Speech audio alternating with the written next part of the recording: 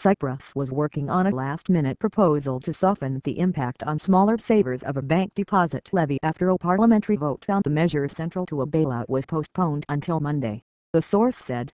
In a radical departure from previous aid packages, Eurozone finance ministers want Cyprus savers to forfeit a portion of their deposits in return for a €10 billion $13 billion bailout for the island, which has been financially crippled by its exposure to neighboring Greece.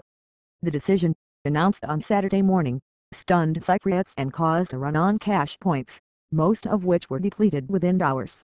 Electronic transfers were stopped. The originally proposed levies on deposits are 9.9% for those exceeding €100,000 and 6.7% on anything below that.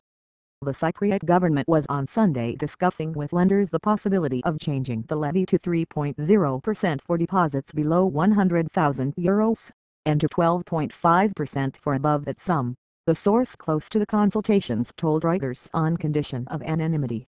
The move to take a percentage of deposits, which could raise almost €6 billion, must be ratified by Parliament, where no party has a majority. If it fails to do so, President Nikos Anastasiades has warned, Cyprus's two largest banks will collapse. One bank, the Cyprus Popular Bank, could have its emergency liquidity assistance funding from the European Central Bank cut by March 21. The default in Cyprus could unravel investor confidence in the Eurozone, undoing the improvements fostered by the European Central Bank's promise last year to do whatever it takes to shore up the currency bloc. A meeting of Parliament scheduled for 1400 GMT on Sunday was postponed for a day to give more time for consultations and broker a deal, political sources said. The levy was scheduled to come into force on Tuesday, after a bank holiday on Monday. Breaks for taboo. Making bank depositors bear some of the costs of a bailout had been taboo in Europe, but Eurozone officials said it was the only way to salvage Cyprus's financial sector, which is around 8 times the size of the economy. European officials said it would not set a precedent. In Spain, one of 4 other states getting Eurozone help and seen as a possible candidate for a sovereign rescue, officials were quick to say Cyprus was a unique case. The Bank of Spain spokesman said there had been no sign of deposit flight. But the chief of Greece's main opposition, the anti-bailout Syriza party, Alexis Tsipras, blamed the move on German Chancellor Angela Merkel, according to Greek state news agency ANA.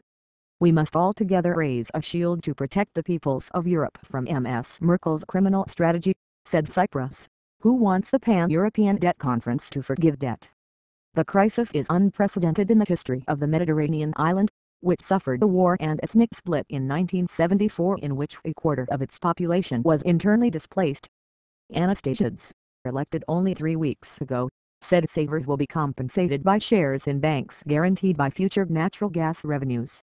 Cyprus is expecting the results of an offshore appraisal drilling this year to confirm the island is sitting on vast amounts of natural gas worth billions. In a televised address to the nation on Sunday, Anastasiades said he had to accept the tax in return for international aid, or else the island would have faced bankruptcy. The solution we concluded upon is not what we wanted, but is the least painful under the circumstances, Anastasiades said.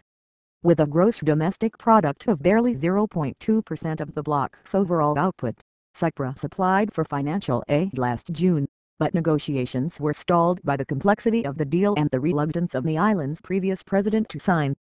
International Monetary Fund Managing Director Christine Lagarde, who attended the meeting, said she backed the deal and would ask the IMF board in Washington to contribute to the bailout. Russians, Europeans. According to a draft copy of legislation, failing to pay up would be a criminal offense liable to 3 years in jail or a €50,000 fine. Those affected will include rich Russians with deposits in Cyprus and Europeans who have retired to the island, as well as Cypriots themselves. I'm furious, said Chris Drake, the former Middle East correspondent for the BBC who lives in Cyprus. There were plenty of opportunities to take our money out. We didn't because we were promised it was a red line which would not be crossed. I've lost several thousand, he told Reuters. British Finance Minister George Osborne told the BBC on Sunday that Britain would compensate its 3,500 military personnel based in Cyprus. Anastasiades' right-wing Democratic Rally Party, with 20 seats in the 56-member parliament, needs the support of other factions for the vote to pass. It was unclear whether even his coalition partners, the Democratic Party, would fully support the levy. Cyprus's Communist Party accused of stalling on a bailout during its tenure in power until the end of February, would vote against the measure. The Socialist PDEK party called EU demands absurd. "This is unacceptably unfair and we are against it," said Adonis Yangu of the Greens Party, the smallest in parliament but a potential swing vote. Many Cypriots, having contributed to bailouts for Ireland, Portugal and Greece's second bailout contributed to a debt restructuring that blew the €4.5 billion hole in Cyprus's banking sector, are aghast at their treatment by Europe. Cyprus received a stab in the back from its EU partners, the Daily Philipheros said. But it and another newspapers highlighted the danger of plunging the banking system into further turmoil if lawmakers sat on the fence. Even if the final agreement is wrong, if this is not approved by Parliament, the damage will be even greater, Politis economics editor Demetris Georgiadis said in an editorial.